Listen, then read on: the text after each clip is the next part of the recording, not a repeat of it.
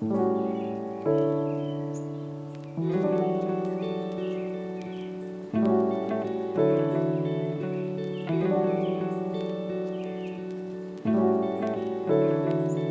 I'm Moira. I'm the Naturalized Park Supervisor in the Parks Department with the City of Saskatoon, and I'm in charge of managing our naturalized parks and some of our naturalized areas in the city. And I'm here today to talk a bit about some of the work we're doing, reintroducing some native wildflowers back into our parks. Saskatoon's home to about 10 naturalized parks that are dotted throughout Saskatoon. These vary from our traditional parks in a couple of ways.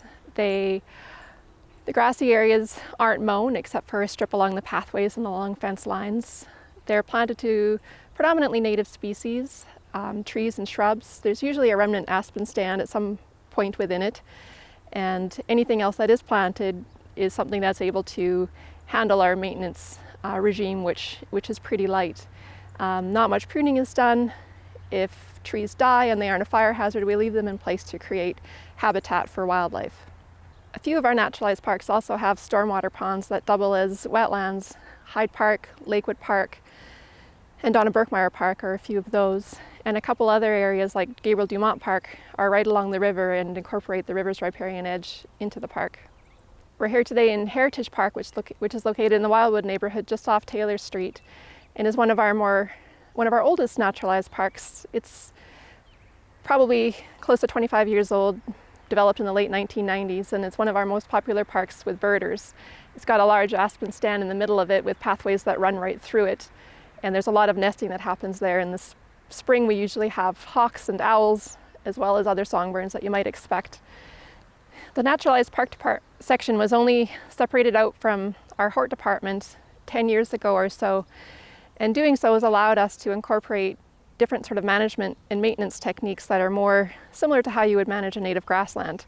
We're looking at incorporating prescribed burns and grazing, and another thing we are doing is reintroducing native grasses and wildflowers back into our parks.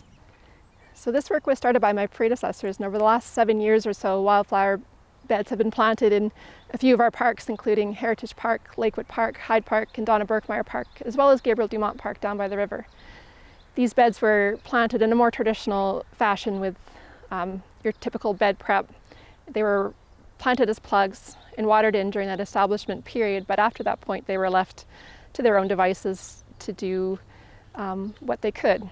A lot of our native wildflowers have windborne seeds, and the hope was that these seeds would blow into the grassy areas surrounding these beds, and that we would have wildflowers establish themselves throughout the grassy areas.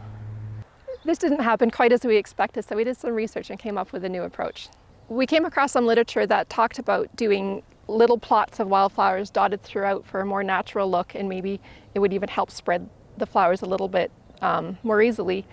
So 2 years ago, we prepped about 200 little plots, about 50 centimeters by 50 centimeters.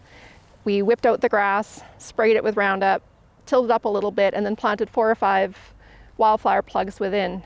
We were able to access irrigation here in the park, so we were able to water in that first season, though it was pretty wet that year and we didn't have to do much.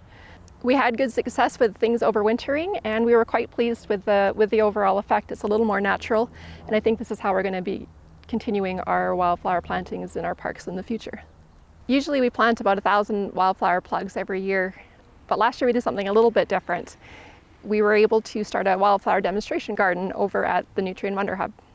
When I started in my position 3 years ago, I started to dream about a wildflower demonstration garden, somewhere where people could come down and see our native wildflowers planted in distinct patches, labeled, so people could get a feel for what they look like, how they grow, their growth habit, when they're flowering, and things like that, in a place that was centrally located, accessible for passersby, somewhere where people could just come wander in and take a look. This bed here behind the Nutrien Wonderhub became available to me after the construction was done. It was a blank slate, ready to go, and I jumped on the chance to turn this into what is now going to be our native wildflower demonstration garden. I had been sharing this dream with some colleagues and was put in touch with the Environment and Sustainability 401 class that was looking to do a project with birds and bees. I hooked up with them. It looked like a really good fit for what I was trying to do here, and as a group we came up with kind of a master plan for the area that included a planting plan, signage, pathways, and some feeders for birds and bats and things like that. And we were able to get the wildflower planting done last year, and the other pieces of that project are still to come, so it's very much a work in progress. These plants have evolved for life on the prairies and are very hardy. They've overwintered well and have established into what you can see before you today. We're going to continue to add new species as they become available to us, so this garden will be ever-changing and is considered a work in progress.